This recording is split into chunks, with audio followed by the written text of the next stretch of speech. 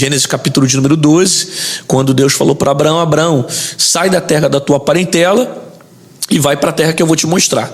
Deus não falou para Abraão logo que essa seria a terra, esse é o local, você vai prosperar e vai crescer. Não. Primeiro, sai da terra da tua parentela. Ou seja, toma uma atitude de fé. E no meio do caminho, Deus foi revelando o lugar, Deus foi fazendo promessas, né? Sua descendência vai ser grande, você vai ter uma descendência próspera, assim como você não conta as estrelas do céu nem a areia do mar, assim vai ser a sua familiaridade. Então, toda essa promessa, essa prosperidade veio porque ele decidiu obedecer, né? Ele não tinha, obviamente, capacidade física para ser o pai da fé, mas a atitude de obedecer a voz que ele ouviu trouxe para ele esse caminho de prosperidade. Então eu acredito muito nisso, que quando você decide obedecer, Deus ele vai te capacitando, né? Deus ele vai te dando força, vai te fortalecendo para aquilo que ele te chamou para fazer. Alguns vão ser pastores, outros Deus vai chamar para ser empresários, outros Deus vai chamar para atuar, né, em outras áreas, mas quando você se submete à vontade de Deus e você faz aquilo que Deus te chamou para fazer, o seu caminho vai ser um caminho próspero. A capacidade não vai vir de você, a capacidade vai vir de Deus. Amém, pastor. Eu observo muito a forma do senhor pregar. Inclusive, da outra vez que veio aqui, eu fiquei assim encantada, porque é totalmente diferente do que a gente costuma ouvir dos pregadores atuais. E eu digo assim, todas as esferas, né? Seja batista, presbiteriana, seja lá o que for, assembleia, eu vejo que o senhor prega o que tem que falar e que às vezes muitas pessoas não falam. Hoje foi uma dessas pregações aqui, entendeu? Assim, de forma muito clara, objetiva, e o que tem que ser dito o senhor diz mesmo e pronto. Como que o senhor lida nos nossos dias atuais, nos nossos famosos mimimis, né?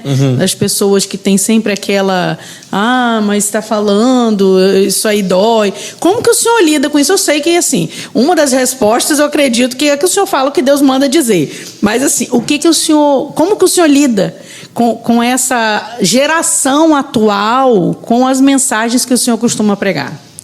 Eu vou abrir algo particular que Deus falou comigo no ano de 2019 para você entender. Deus sempre me deu mensagens assim que são de alinhamento, né, para a igreja, mensagens mais apologética, defende a fé, defende princípios. Quando foi no ano de 2019, eu estava orando no meu escritório e estava de joelho. Deus falou comigo que ele iria afiar a espada que sairia da minha boca, que a palavra ia ser mais dura e que teria lugares que eu iria uma vez e nunca mais voltaria. Deus falou comigo, mas Deus falou: ai de mim se não falasse aquilo que ele revelasse ao meu coração, né? E ele disse para mim, né, particular, não usou profeta, né, só estava eu e Deus dentro do escritório. Deus falou para mim que ele iria abrir uma porta para mim, que eu não dependesse de rendas, de igreja, né? Vou te explicar para você entender, que eu não dependesse de ofertas para sobreviver, mas que ele iria me sustentar, né? É claro, eu vivo integralmente da obra, eu dependo de oferta, de ministração, tantas coisas que a igreja semeia.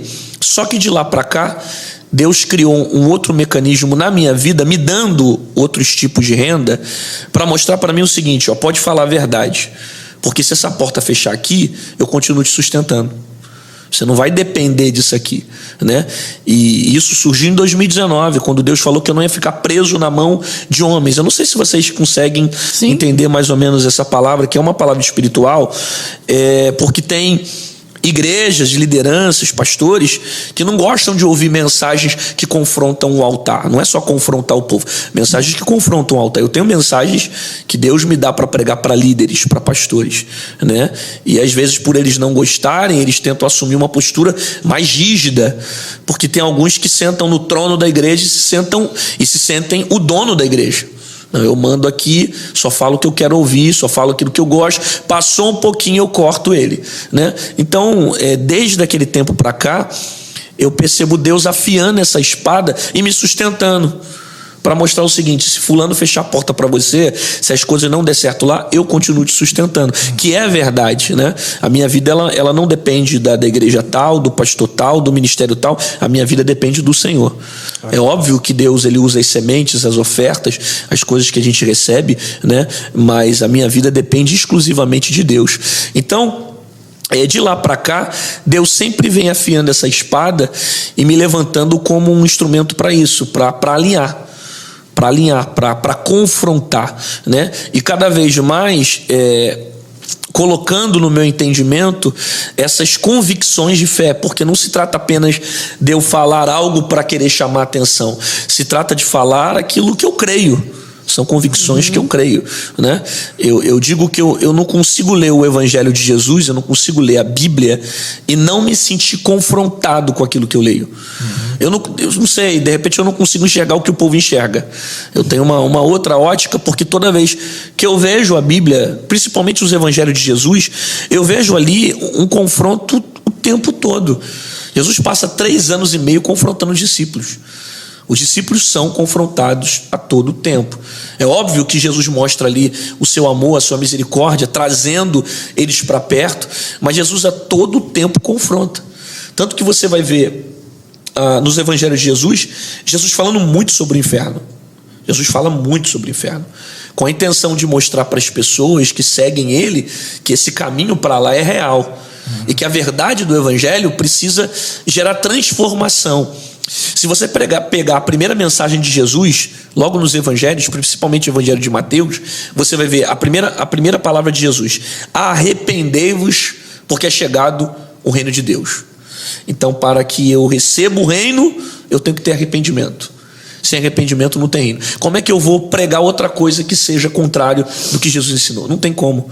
A primeira mensagem do evangelho de Jesus é arrependimento. E depois que Jesus ressuscita, vocês podem ver lá nos últimos capítulos de Lucas, Mateus também vai falar, depois que Jesus ressuscitou, Jesus vira para os discípulos, né, que vão sair para fazer o ID. Jesus fala assim: agora vocês vão sair anunciando a pregação do evangelho do arrependimento, com a intenção de levar as pessoas ao arrependimento. Porque se não tiver o arrependimento, a pessoa não se transforma, a pessoa não é salva, a pessoa não passa por uma libertação. E como é que vai ter o arrependimento? Pregando se é verdade. Se você ficar só abraçando, se você ficar só falando do amor, da misericórdia, vem cá, Jesus é maneiro, é legal, é parceiro, só te quer por perto, a pessoa não sente a consciência de mudar de vida. E na verdade é o contrário. É você enxergar o teu estado pecaminoso e dizer: eu não merecia salvação, né? Tem uma frase de Spurgeon, eu não sei se eu vou saber falar. Spurgeon falava assim: ainda que Deus me lançasse inteiramente no inferno, ainda que Deus me lançasse no profundo abismo do inferno, ele continuaria sendo perfeitamente justo. Spurgeon falava um negócio mais ou menos isso: ainda que ele me lançasse no inferno, ele continuaria sendo perfeitamente justo. Porque o que Spurgeon queria dizer mais ou menos nessa frase é que, independente de boas obras que eu tivesse, independente de um bom homem que eu fosse, a minha alma merecia um inferno. Todos nós merecíamos o inferno, mas Deus entregou Jesus para que a gente pudesse receber a oportunidade de salvação, entendeu? Então se trata dessas experiências que eu vivi com Deus, e se trata também da forma como Deus me fez enxergar a palavra, essa palavra mais de alinhamento, né?